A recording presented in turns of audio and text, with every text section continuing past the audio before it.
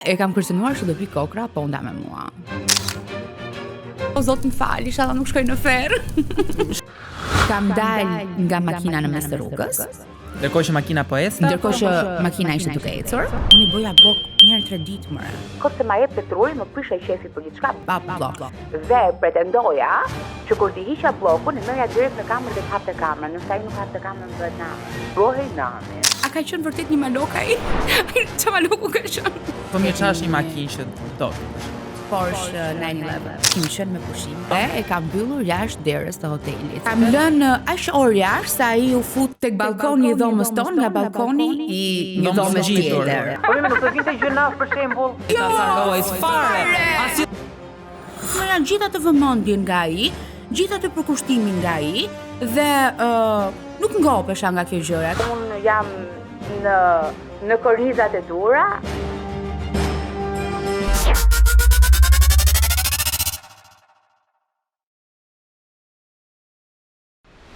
Përshëndetje të gjithëve dhe mirë se vini edhe në episodin e kësaj jave të Zero Cap Podcast.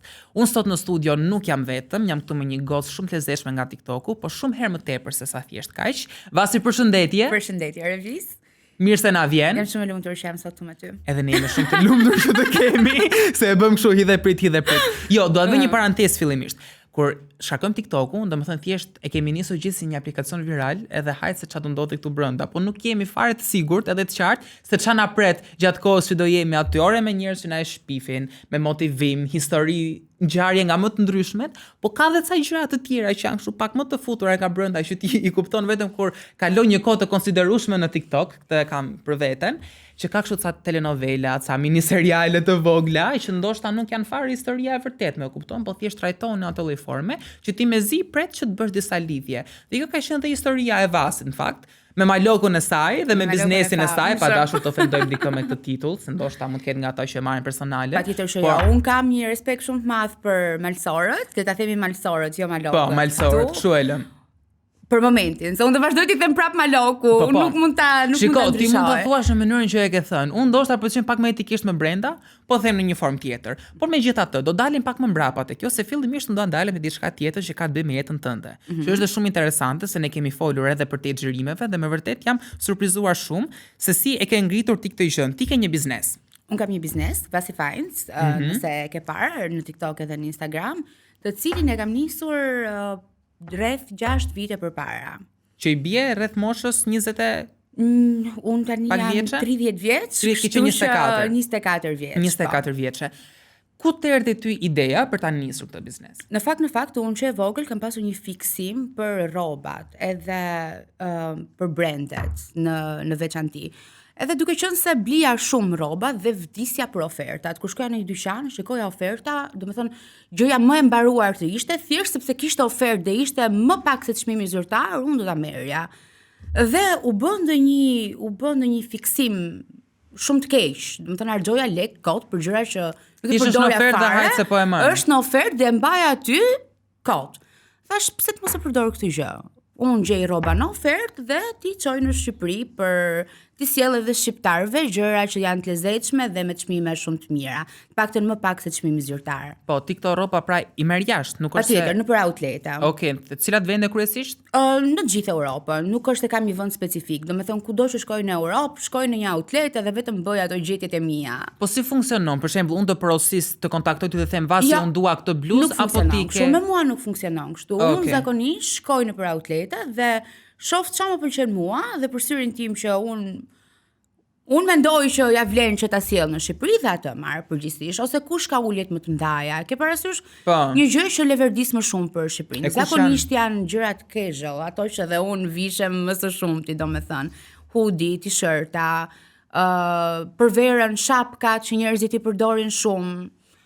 Edhe këto, pra gjërat e konsumit përditshme, pra jo veshje për raste të veçanta. Jo fustane. Unë nuk jam tipi I tillë, edhe unë nuk mund të zgjedh dot një fustan, se kur unë nuk e zgjedh dot për veten time, si mund ta zgjedh për ty? Ama unë një hoodie, unë e vesh për ditë, edhe unë e di se cila është hoodie më e mirë për mua, por që mundohem të sjell hoodie më të mirë edhe për ty. Edhe për të tjerët. Pra domethënë jo vetëm ka emrin Vasi, po dhe në gjithçka që është e shkruar tek ai biznes, është I shkruar emri jote. Po mirë, kush janë brandet që ti preferon më tepër dhe brendet që ti sjell. Domethënë si e ke bërë këtë zgjedhje këtë ndarje? Fillimisht do të them cilat janë brendet që unë sjell pak a shumë, janë Karl Lagerfeld, Diesel, Tommy, Calvin Klein, Love Moschino, Juicy Couture është një nga brendet që mua më pëlqen shumë. Viral është bërë shumë. Bravo, shumë viral edhe unë kam qenë e para që e kam përmendur këtu në Shqipëri, edhe që kam sjell kostume të Juicy Couture këtu në Shqipëri. Por dua të theksoj që brendi im i preferuar është Diesel, padyshim. Do thënë nuk e vë përpara asnjë brendi tjetër, as brendeve më të mëdha që kushtojnë shumë lek. Është një nga brendet më të mira. Materialet që përdor Diesel është e shkëlqyer. Po mirë, se ti kur e fes duket gjithçka kaq e bukur, kaq perfekte. Domethënë se nuk është kaq kollaj të nisësh një biznes, Jo, më nuk kupton? është fare Aq më tepër në një fushë të tillë, që përgjithsisht njerëzit sot udhtojnë, dalin, blejnë, domethënë edhe mund të kenë këtë dyshimin që prit pak ai ke origjinale, apo ma fut te çmimi, e gjëra të këtij tipi. Ke pas shumë momente ku ke thënë se nuk e bëj më se ma shpitim, nuk ja vle. E para njërë sfidë për mua ka qenë që në fillim, që kur e kam hapur në fillim, asnjë s'kishte besim tek mua, as Maloku. As ai nuk besonte. Do dalim edhe te ai. As ai nuk e besonte. Nuk e besonte asnjëri që unë doja dilja, edhe më thoshim është budallik kjo që po mendon. Ç'a do hapësh kështu? Po ndonjëherë unë e kam besimin vetes shumë të fortë, edhe e di që mund ta bëj një gjë. Thjesht për t'i treguar njerëzve që unë mundem, e nis dhe nuk dorëzohem asnjëherë çfarë do lloj gjëje që të ndodhi. Kështu që siç e kam nisur, nuk jam dalur, pavarësisht çdo lloj sfide që kam pasur, në asnjë moment nuk jam dalur. Okej, po nëse mund të pyes, pa dashur që kaloj në tentativa për të marrë informacion më shumë se ç'duhet, sa mund të fitosh ti mesatarisht në muaj përmes kësaj? Domethënë, bën ti një jetë komode mes këtij biznesi, që kam përshtypjen se po, se të pash erdhe me Audi, kështu që se nxorrëm këtë detaj. Ai është një Audi lodhur. E di, e pash. Jo, ajo është e lodhur, është makinë e lodhur. Në mirë, okay, ashtu e lëm, është e lodhur njerëz. Unë nuk e quaj një makinë të Mirfield, atë një makinë e Mirfield është një makinë e viteve të fundit edhe që po mirë ç'është një makinë që do ti për shembull që është. Oh zot, interesante. Mos më prek në pikat e mia të dota. Porsche 911. Po pak fare dashke. Porsche 911. Po do të thënë shifër mesatarisht sa mund të shkojë në muaj fitim përmes këtij biznesi, nuk e themi, apo. Po, do zbulojmë diçka. Ideja është çdo biznes ka uljet dhe ngritjet e veta dhe asnjë muaj nuk është i njëjtë me tjetrin. Ka muaj që unë mund të bëj shumë pak fitime, sepse nuk jam përkushtuar shumë, nuk jam marrë shumë me të. I gjithë ka dhe muaj të tjerë që është sezonale dhe ti ke shumë fitime që ty as ta merr mendja se sa mund të fitosh edhe me sa zero e themi kështu pra. Nuk përmend zero. Mirë, okay, e lëm. Se dukem si ato vajza që thon pastaj nuk i përmend. Shikoj, se ti po e fiton me lekun tënd, më kupton, kështu që është merit në vetvete, po ke drejt dhon s'duat të bezdisë për tesha kas. Tani, bizneset si ky joti sot janë përhapur, pra ka dhe njerëz të tjerë që i bëjnë. Pa diskutim nuk e vë fare këtu në pikpyetje cilësinë për kushtimin të gjitha që bën ti. Por mendoj personalisht ajo që i dha këtë popularitetin që mua për shembull sot ose nesër pas nesër dhe për shumë njerëz tjerë besoj se vlen kjo. Nëse do viti kush të pyesë dhe më thotë ku mund të marr rroba firmato, do them u prit se është Vasi Finds. Është i vetmi person, i vetmi biznes më saktë ndjes që do më vinë ndërmend. Dhe mendoj që rolin kryesor në promovimin e këtij biznesi tënd ne ka luajtur kjo historia me Malsorin ose me Malokun, siç e ke quajtur ti. Me Malokun. Domethënë, çfarë roli ka luajtur për ty kjo histori? Shiko, unë në fakt kur kam postuar videon e parë duke përmendur Malokun, e kam hedhur kot për shef, nuk kisha asnjë nuk e bëra për marketing. Nuk e kishe me plan. Nuk e bëra për marketing. Unë asgjë nuk bëj me plan. Unë bëj gjërat si vijnë. Jam shumë spontane, le ta themi. Dhe kur e pash që pati atë lloj zhvillimi, mori atë hov, thash, okay, le ta përdorim paktën për një gjë të mirë. Nuk bëri asgjë të mirë, po le të jetë kjo gjëja e mirë. Të paktën na shesit ca rroba që të fitojmë ca lek. Po, pra është i vërtet. Se dhe kjo ka qenë diskutim shumë i madh. Edhe unë fillim biles personalisht thoja kësaj bravo i qof ka gjetë gjetje me histori, vdesin njerëzit për kët, nuk e kam besuar që ekzistonte. Me të vërtetë? Jo. Domethënë unë kam qenë këtu biles sa herë sepse kishte një periudhë kohe që mua te TikTok-u im po dhe të shumë njerëz që kam diskutuar, edhe madje të kur ju tha disa njerëzve që njoh që do kem Vasin sot në podcast, ka qenë një periudhë kohe që në çdo 3 video që dilte në TikTok ishte video jotja e historisë me Malokun. Pa që ti aty futsi edhe reklamimin e biznesit, se e çoje ti si duhet muhabetin, që bravo të qoftë, dhe kjo është shumë e zgjuar. Po në fund të ditës unë s'kisha asnjë lloj kusuri dhe asnjë lloj nevoje që të shikoja deri në fund një video të një vajze që tregon për të dashurin e saj toksik, që ndoshta mundet të gënjej, por në një farë forme, prit ta mbaroj. Ai nuk ka qenë toksik. Po prit pra sa toksik në këtë mes kam qenë unë dhe vazhdoj të jem unë. Këtu pra do dilja që në vetvete, unë nuk është se kisha ndonjë arsye që pse ta ndiqja, edhe shumë të tjerë, po nuk bëja kur scroll. Do e shikoja videon deri në fund, do futesha, do lexoja edhe komentet, thjesht për të marrë vesh historinë. Pra, së shkruar ky imazhi, siç ka krijuar Olta Giçari me burrin e vet në Big Brother, që kush shef videot e Vasit dhe bie muhabeti Vasit dhe Maloku, është kjo ideja që domethënë ai të ka bërë 101 zez aty. A mund të flasim pak për këtë? Ai nuk më ka bërë asnjë të zezë. Të dashur miq, ai nuk më ka bërë asnjë të zezë. Ai nuk është fare toksik, nuk ka qenë, le të themi, nuk është më. Ai ka qenë një histori të kaluarës, por shumë e bukur, nuk është më. Por nuk ka qenë toksik. Toksikja kam qenë unë kam qenë gjithmonë toksikja. Unë vazhdoj të jem toksike. Okej. Shiko, do ta nis muhabetin kështu. Sepse unë do të di shumë detaje. Kështu që nëse ndonjëherë e kalit saku, më thuaj mbyll gojën, kalo te pyetja tjetër, nuk ofendohem fare. Po dua ta marrim kështu një trajtësisht, domethënë, që kur u njohët, domethënë kur lindi ndjenja, lidhja, gjitha këto me radhë. Se realisht jam shumë kurioz që të dim gjithë thelbin e kësaj historie.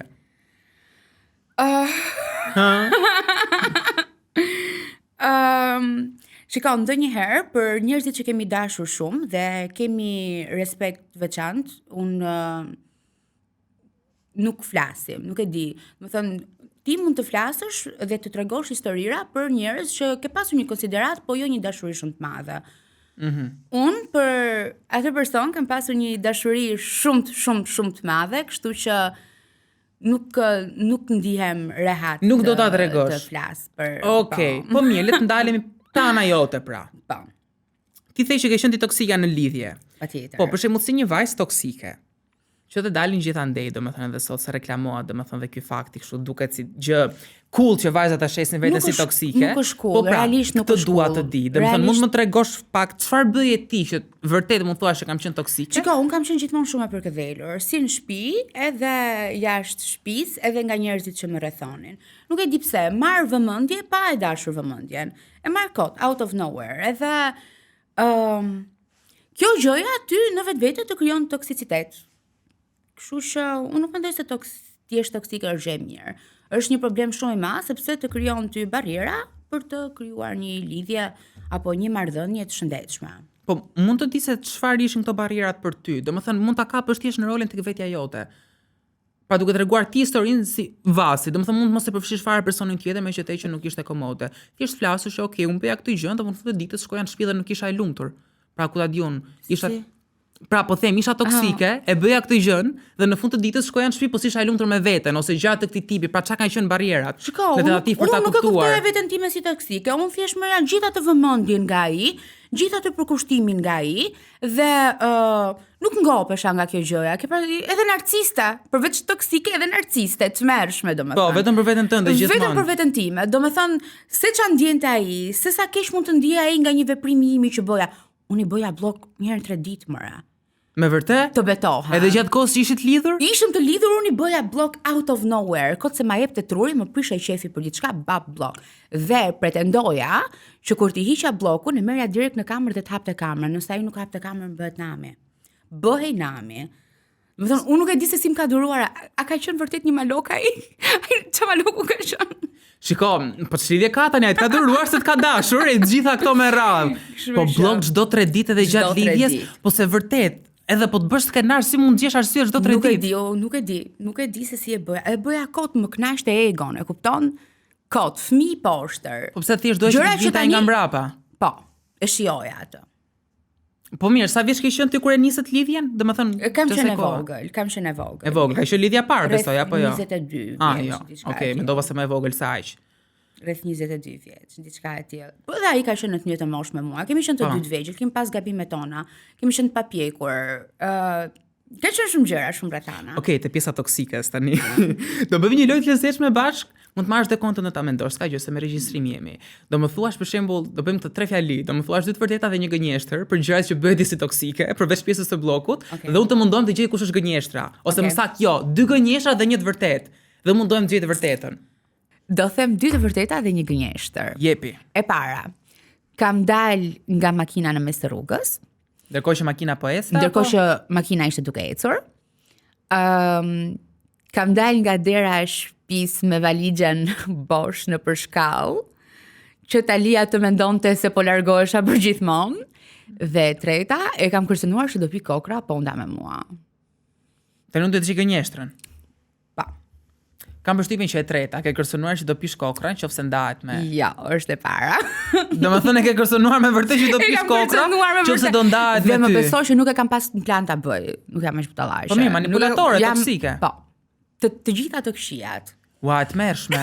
Po mirë, nuk të vinte gjënaf për shembull, kur e shikoja atë që i thoi do pi kokra po mledha e mund të mërzitej ta tharoj, fare. Asnjë lloj ndjesie. Shelbur fare. Asnjë lloj ndjesie, domethënë sa e mund vrite, a kupton, mund t'i pinte ai kokrat nesër pas nesër nga tha jot. Nuk ta ndjente. Zot sa gjynaf më vjen për ato, zot më fal, inshallah nuk shkoj në ferr. Shiko, e rëndësishme është që ti kanë kaluar 4 vite që ku jeni ndarë. Po, tani jam shumë konsciente. E ke kuptuar që ja ke fut pa kot. E kam kuptuar që ja kam fut tërësisht kot, jo pa kot. Edhe e di çka kam bërë tjetër revis. Kemi qenë me pushime në Himar më duket, dhe e kam mbyllur jashtë derës të hotelit, sepse u mërzita nga që ai do dilte me çunat diku në darkë dhe unë dërija në hotel. Edhe sa orë ke lënë jashtë kot për kuriozitet? E kam lënë aq orë jashtë sa ai u fut nga domethënë kaloi tek balkoni i dhomës tonë, nga balkoni i një dhomës tjetër. Se i kanë parasysh hotelet në Himar. Po. E të mërshme. That's what he did, I know. Kam bërë shumë gjëra të këqija. Në fakt, shiko, ai sheka për të lavdëruar për durimin, domethënë nuk e di, pas ka qenë i papar, domethënë. Po. Se shumë e vështirë. Po. Dhe këto ti po thuaj që nuk është se ka ndodhur një herë, dy kanë qenë gjëra që progresivisht ndodheshin të përhershme. Vazhdimisht, po, vazhdimisht. Po mirë, kur erdhi kjo pika, që ti the që okay, bollvasi, nuk shkon më kështu. Nuk do jem më toksike. Unë mendoj që kjo pika nuk erdhi asnjëherë gjatë lidhjes tonë. Mendoj që kjo pika ka ardhur gjatë periudhës që ne ishim ndarë dhe unë fillova të flas me veten time dhe të kuptoj gabimet që kam bërë dhe kush ishte realisht fakt. Po mirë, nëse kthesh pas në kohë, për shembull, dhe mendon dhe reflekton me veten, nëse ti nuk do kishe qenë kaq toksike sa ç'pas ke qenë, që pas ke qenë në një grad shumë të tmerrshme, po nesër vjen mirë që nuk jem, ose të paktën që thua këtë se nuk e di. Duhet të vi mirë që un jam kontshente dhe e pranoj gabimet e mia. Është hapi parë. Është një hap shumë i rëndësishëm. Dhe mendoj që duhet të jetë hap shumë i rëndësishëm për gjithë vajzat e tjera ose çunat e tjerë që të kuptojnë se ku e kanë gabimin. Po, dhe më pëlqeu shumë fati që edhe vajzat edhe çunat, se nuk është se janë vetëm goca, ashtu do të funksionon për të dyja gjinit. Më beso që ja. Kam dëgjuar raste pafund. Janë të dyja. Edhe prandaj edhe kur dëgjoja historinë tënde, në parim më vinte të mendoja që ishte ky fajtori. Nuk e di pse kisha shumë të vështirë ta çoja fajin tek ti. Shiko, nuk po e lëm atë jashtë fajeve të veta, secili unë mbase kam pasur toksicitetin, edhe ai ka pasur gjëra të tjera. Të dy kemi pasur, nuk kam qenë vetëm unë gabimi im, por në thelb unë dua që të pranoj gabimet e mia. Për gabimet e atij nuk dua të flas, janë të tijat, le të reflektoj vetë për to. Po, që po thuaj edhe pak më parë, nëse do ktheshe pas në kohë dhe nuk do kishe vepruar në këtë lloj forme, mendon që ti sot e kësaj dite do ishe akoma, domethënë e lidhur me këtë personin apo do kishte marrë fund eventualisht? Jo, nuk mendoj. Unë ta thash nuk ishim vetëm këto toksiciteti. Ka pasur gjëra të tjera që ne nuk mund t'i dim, besoj, qartazi. Që ju për momentin nuk mund t'i dini revis, për momentin. Kur bëj pasi podcastin e vet. Kur të më teket mua ndonjë ditë kështu pa. Shiko, kur të teket ti numrin tim e ke të telefonit, kështu që mund të telefonosh. Nuk ka larg jemi domethënë. Po, afër i pas kemi edhe këto në studion ti shpin, kështu që mund të vish sa herë që të duash. Do kalosh pak tek studioja se kam vendosur që të tregoj historinë. Që të tregoj historinë, ne do e presim me shumë karshëri këtë pjesën që ti të tregosh historinë se çfarë ndodhi në të vërtetë. Po mirë, po familjarët e tu, njerëzit e afërt, domethënë çfarë kanë thënë kur ti ndave këtë historinë? Kur familjarët e mi kanë parë videon time të parë që un kam përmendur Malokun, absolutisht nuk ka ardhur fare mirë për historinë, nuk kanë dashur që un ta ndaj, nuk kanë dashur që un as ta përdor, edhe nuk e kanë kuptuar ndonjëherë që un e kam përdorur më vonë për marketing. Kështu që nuk kanë qenë dakord. Besoj se edhe sot e kësaj dite nuk janë dakord, nuk e pëlqen fare. Mirë, ç'ka thënë mami kur ka parë videon e parë, për shembull telefonata që t'ka bërë? O vas çaj të bëhen një gjë të këtij tipit, ka thënë diçka? Çupë. Je mirë me ato që poston? Hiqi se na morë ftyrën. Na morë ftyrën. Shiko, ndoshta ftyrën Unë s'besoj fare se ju a ka marrë, po një gjë ka bërë që ka marketuar biznesin e saj shumë mirë, që edhe po ju pati marrë fytyrën, ju ka sjell lekët, kështu që besoj se është e kompensuar nga njëra anë tjetrën. Familjarët e mi nuk janë fare materialista, domethënë ata e kanë më shumë të rëndësishme sedrën dhe cipën në fytyrë se sa pjesën monetare. Shiko, patjetër që është kryesorja, po besoj që dha atyre ju intereson që vajza e tyre bën një jetë komode. Patjetër, kjo është e rëndësishme dhe për sa kohë unë jam në kornizat e dura, për ta është okay. Po thjesht fakti që ti po dilje dhe po flisje haptazi për një histori dashurie për ta përbënë të një farë tabuje që e përbën akoma për ta është tabu, po unë kam një gjë që nëse unë e mendoj diçka, unë do ta bëj atë gjën. Edhe nuk të ndikon fare domethënë mendimi. Patjetër shumë ndikon, më vret, e përjetoj brenda vetes time, por nuk më ndalon që unë të vazhdoj ta bëj atë që dua të bëj, sepse e di që e bëj brenda kornizave të mia, brenda të gjitha normave njerëzore, edhe unë dua të jem me lirshme, e çiltër, ç'a mendoj ta them. Nuk dua të kem komplekse në gjërat. Po patjetër, se kjo është gjë shumë e bukur dhe fakti që ti ke ngritur një audiencë të madhe në rrjetet sociale. Po jo vërtet më shokoi fare kjo intervista sot, domethënë nuk e prisja. Unë me një time kisha krijuar skenarin që ai ku diun ka bërë 101 zeza dhe doli komplet e kundërta. Po ja që unë të nxjerra jashtëpritshmërinë. Po pra, jashtëpritshmërinë totalisht si gjithmonë siç e bën në TikTok. Dhe një pyetje të fundit tek pjesa rreth toksicitetit. Domethënë, kush ishte ai momenti që ti the boll of us se po lë nam për veten tënde, jo në raport me të dashurin, pra që ti the që prit se nuk shkon më. Këtë gjë po ja shkaktoi vetes time. Jo, kjo ka ardhur gradualisht. Unë të thash mbas ndarjes pata një periudhë reflektimi si çdo njeri që reflekton me veten e tij dhe unë jam një njeri që reflektoj edhe mbyllem ndonjëherë në dhomë dhe për orë të tëra ose për ditë të tëra thjesht dua të mendoj, të jem vetëm edhe të reflektoj mbi gabimet e mia, e cili nga ne ka gabime. Dhe ka ardhur gradualisht. Nuk është ishte një moment që shënoi të transformimin. Jo, as pak. Super fare. Shikoj se edhe kjo metoda mirë, domethënë është shumë interesante që njerëzit kanë këto metodat e veta që meditojnë ose reflektojnë. E ti e paske gjetur tëndën dhe është super. Secili ka metodat e veta. Dikush shkon te psikolog, ndihet mirë të flasit te dikush shkon te një shoqe, dikush flet me njëri. Unë jo, nuk dua të flas me asnjëri. Ti nuk është se ke qenë ndonjëherë te psikologu? Të them të drejtën, nuk mendoj se është personale. Unë mendoj që zgjidhjen time do ta gjej vetëm unë me veten time. Çdo kusht tjetër që mund të japë një opinion, thjesht mund të më konfuzoj mendimet e mia dhe nuk më ndihmon. Ose mund të më çojë në drejtim të gabuar. Kështu që mendoj që duhet marrim kohë për veten tonë, të rrim me veten tonë dhe të mendojmë të kuptojmë që jemi toksik, edhe mos t'u nxjim jetën të tjerëve, të reflektojmë edhe të jemi në rregull, po. Okej. Pra tani neve që flasim, 4 vite pas kësaj lidhje, ti ke reflektuar, nuk je më toksike dhe për lidhjen e re që do të kesh, je gati për të mos bërë njëra gabime, besoj. Shiko, këtu je gabim, nuk është se jam më toksike. Unë ke ul dozën. Kam ul dozën. Tani do marrësh valishën, ti do marrësh çantën. Do mundohem të përmbahem. Do mundohem të përmbahem, të jem me këmbën në tokë. Dhe të tregojem e sinqert. Domethënë ti mendon që duhet pak toksicitet në lidhje, pa toksicitet nuk shkon. Nuk duhet. Në asnjë lidhje nuk duhet. Mirë, po kur e ke, nuk e çat bësh. Po. Do të dali. Shikoj, ngjyrim emocional është, a kuptoj? Edhe pak ka të lezetin e vet, gjella me kripa me karar. Kështu që duhet dhe ajo, po normalisht jo në masat që bëhet ti, se të kalosh balkonin për të fund dhomën të hotelit, pushime me dashurin tënd, është të mendosh, po të rraf për zotin. Dhe të mendosh se ishte 120 kg, po jo jap një detaj tjetër për Malokun, ishte 120 kg. Ua, po ai mund të kishte thyer balkon, se ato sa unë jam balkona xhami. Dhe 1.85 i gjatë. Po mund të ishte balkonit dhe ai do kishte vdek. Imagjino çfarë traumë do ishte, larg qoftë. Vedi domethënë. Më fal për krahasimin, po merr ndërmend dhe e thash menjëherë, o vas, unë nuk kënaqja shumë sot me ty. Shumë faleminderit. Kështu nuk e di nëse ka diçka fundi që ti do ta thuash, se unë kam edhe një pyetje të fundit. Po bëja. Të kaloj te pyetja. Patjetër. Gelin ai gjë tjetër me merak, që ti qartësojmë gjitha. Okej. Dua ta kthej prapë te biznesi, sa rrova të ta bëja në fillim, fakt, kështu që po e bëjnë fund tani na falin njerëz, na ndjeni, po tani merret ndërmend. Mund të thuash diçka që mund të shërbejë ndoshta edhe si për motivim, duke qenë se ti ke hapur në një moshë shumë të re dhe për njerëzit që mund të jenë në pozita të tjera të ngjashme, djemt ose vajzat e tjerë që të ndjekin. Shiko pak, duhet të kesh beshtim te vetja dhe të luftosh, sepse pa luftë asgjë nuk arrihet në këtë botë. Unë kam nisur biznesin, ta thash, me 500 euro, asgjë e madhe, e kam nisur në kushtet e shtëpisë dhe ja ku jam sot me Vasi Finds që me Audin e parkuar poshtë.